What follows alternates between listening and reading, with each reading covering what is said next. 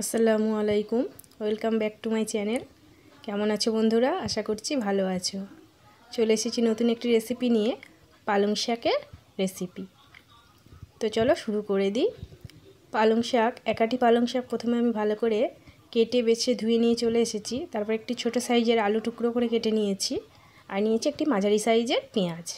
তো রান্নাটা শুরু করে দিই। প্রথমে আমি কড়াইয়ের মধ্যে একটু সর্ষের তেল দিলাম। খুব কম মশলায় আমি রান্নাটা করব। শাকে বেশি মশলা একদমই ভালো লাগে না। পালং শাকের গুণ সম্পর্কে আমরা কম বেশি সবাই জানি। পালং শাক আমাদের বেশি বেশি করে খাওয়া দরকার। পালং শাকে প্রচুর পরিমাণে ভিটামিন থাকে, যা আমাদের শরীরের জন্য খুবই ভালো। তো প্রথমে আমি পেঁয়াজটাকে লাল করে নিলাম। তারপর লাল হয়ে গেলে ওর মধ্যে আমি আলুটাকে একটু লাল লাল করে ভেজে নেব। হালকা লাল হয়ে গেলে তারপর আমি ওর মধ্যে একটু আদা রসুন দিয়ে দেবো। আদা রসুনের পেস্ট 1 চামচ মতো আদা রসুনের পেস্ট দিয়ে দিলাম। দিয়ে কিছুক্ষণ নাড়াচাড়া করে নিয়ে তারপরে আমি গুঁড়ো মশলাগুলো দিয়ে দেব।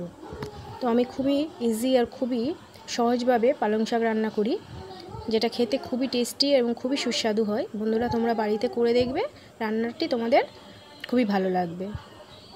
তো আমি এবার গুঁড়ো মশলাগুলো দিয়ে দিচ্ছি।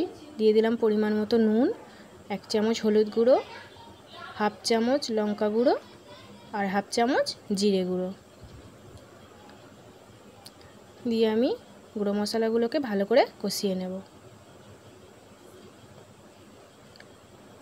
নিচে একটু পুড়ে যাচ্ছে, তাই আমি একটু পানি দিয়ে দিলাম। পানি দিয়ে আমি আলুটাকে একটু কষিয়ে নেব। কিছুক্ষণ কষিয়ে নেওয়ার পর যখন সুন্দর একটা স্মেল আসবে, তখন আমি 1/2 বাটি মতো পানি দিয়ে দেব।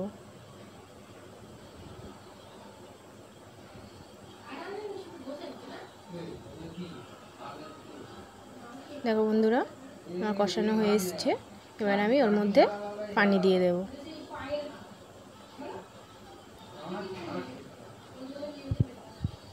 পানিটা দিয়ে আমি কিছুক্ষণের জন্য ঢাকা দিয়ে দেব। ঝোলটা ফুটে গেলে তারপরে আমি পালং শাকটা ওর মধ্যে দিয়ে দেব। ঝোল ফুটে গেছে, এবার আমি ওর মধ্যে পালং শাকগুলোকে দিয়ে দেব।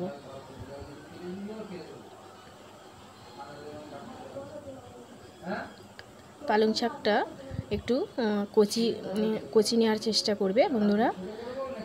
কচি পালং শাক খুব তাড়াতাড়ি সেদ্ধ হয়ে যায়, আর মাখো মাখোটাও খুব ভালো হয়। পালং শাকটা দিয়ে আমি কিছুক্ষণ ঢাকা দিয়ে দিলাম।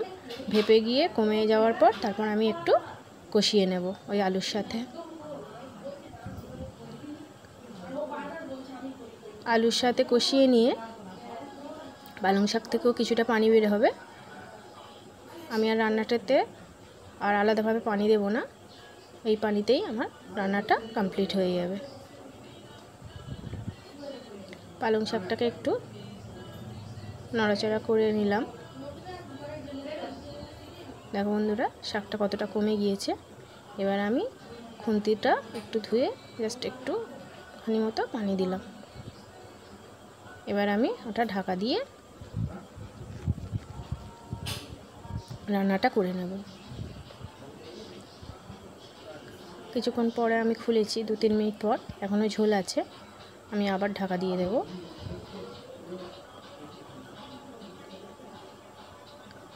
আরও 3-4 মিনিট পর খোলার পর দেখলাম ঝোলটা অনেকটা কমে গেছে। আমি রান্নাটা একেবারে শুকনো শুকনো করব না, একটু মাখো মাখো ঝোল রাখবো। দেখো বন্ধুরা, দেখে মনে হচ্ছে আলুটাও ভালোই সেদ্ধ হয়ে গেছে। আমার রান্নাটা যদি তোমাদের ভালো লেগে থাকে, তাহলে আমার চ্যানেলটিকে অবশ্যই সাবস্ক্রাইব করে দিও। আর যারা আমার চ্যানেলে নতুন এসেছো, তারা অবশ্যই আমার চ্যানেলটিকে সাবস্ক্রাইব করে দিও, লাইক শেয়ার কমেন্ট করে দিও। দেখো বন্ধুরা, আমার রান্না প্রায় শেষের দিকে।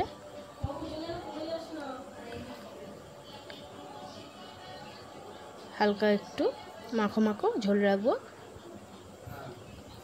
ঠান্ডা হয়ে গেলে আর অনেকটা ঝোল শুকিয়ে যাবে। এই অবস্থায় আমি রান্নাটা গ্যাসটা অফ করে দিলাম।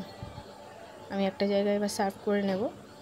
দেখো বন্ধুরা, আমার রান্না, যেটা খেতে খুবই টেস্টি, খুব খুবই সুস্বাদু হয়। তোমরা বাড়িতে একবার করে দেখবে।